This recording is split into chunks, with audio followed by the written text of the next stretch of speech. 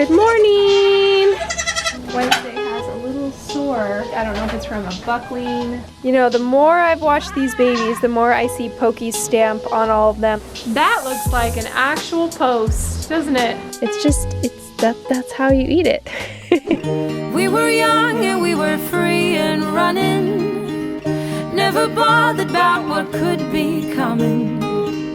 Every day we danced and life was smiling. We were young and drunk in love.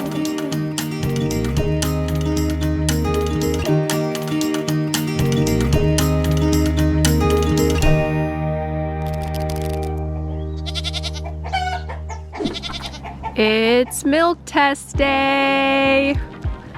They're excited, I can tell.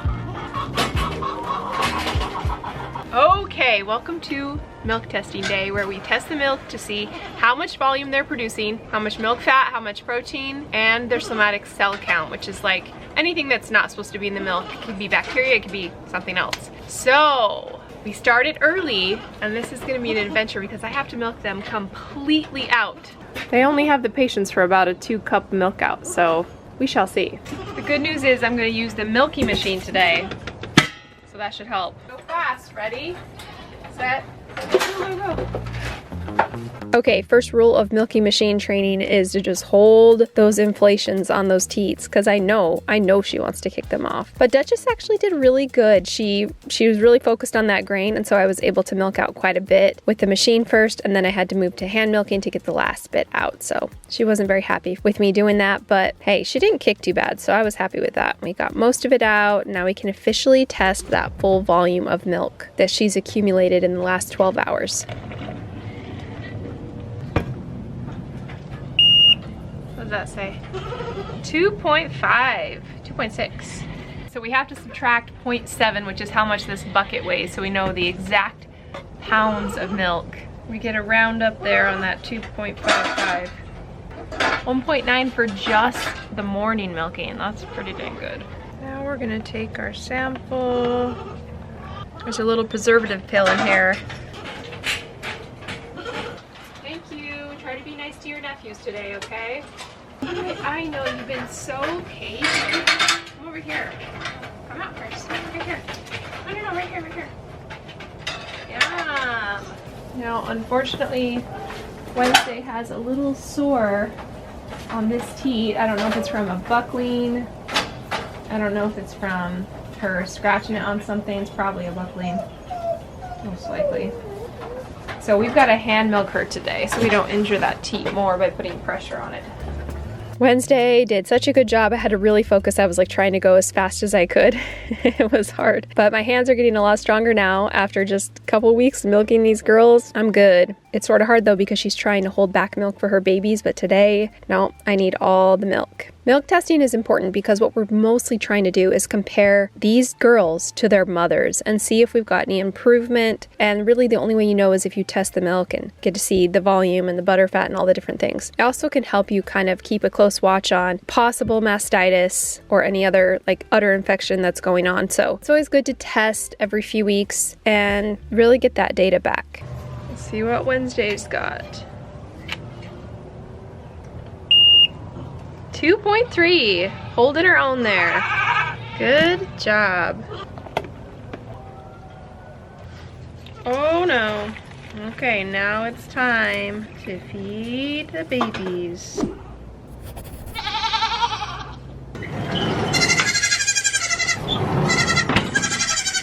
Good morning. Oh, it's so nice that you're all bottle trained now. Where'd your collar go, Alvin? I'll say it again, guys, this hybrid method rocks. I love it. I'm so glad that I kind of tweaked it and did this better method. So I have a blog post on it if you want to read about it. But oh my gosh, it's going to make these milk testing days while we have the babies here so much easier because they're all just happy to take the bottle. No big deal. Somebody asked if I stopped bottle feeding right now, would the babies stay friendly? And I'm not sure if they would. I think over time, as they were hanging out with their mom, they probably would just kind of slowly get less excited about me being there. So that's why we continue to give a bottle feeding every day. Except today, it's going to be all day long of bottle feeding because I need to test moms again at night. I need a full days of milk from them to do a full milk testing. And yeah, nobody's going to be very happy about it. So far, we're doing good. Moms are on the outside and babies are in the nursery. They've already been fed. But I guarantee you, once they realize that they want to be with their babies, the screaming is gonna start. Yes, it is. Oh, look, I made them a cute little tiny beam to walk on. Gotta work on your balance. Yeah. Okay, guys. We need more than one bottle. Mamas are definitely not happy about this. Well, Wednesday is screaming. What's Duchess doing? You just fighting with Cricket? I know, I'm sorry. Come on, babies! Come on, we got bottles in here, run! Oh, she's gonna go the other way. Well, Kevin's gonna give him their lunch bottle. And it may seem kind of mean, but this is so important because we really need to test the mom's milk all day.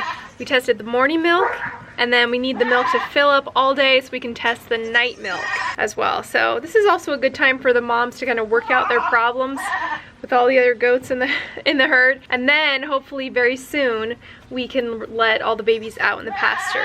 Duchess and Cricket are fighting, but I think Cricket's gonna win. She's a lot bigger. Oh my goodness.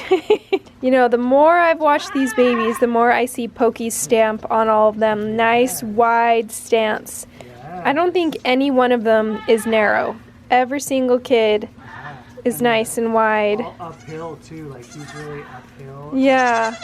Yeah, this is a good batch of babies.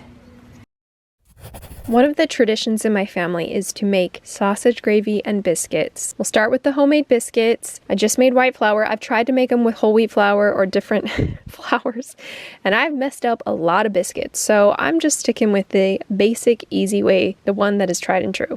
So we'll get those started, and then we'll start on the gravy, which is actually surprisingly simple. Really, you just got to focus on thickening it. So we'll cook down the sausage, and then once that's all cooked, we'll add flour and sort of make a roux, I guess. The flour's job is to thicken or start to thicken it. We're going to eventually add a cornstarch slurry. That's just how it goes. I always feel like I never can add enough flour to really thicken a gravy.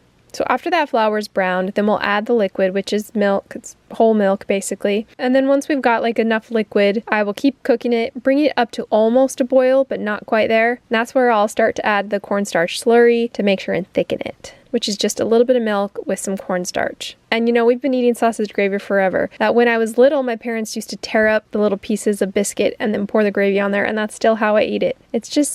That's how you eat it.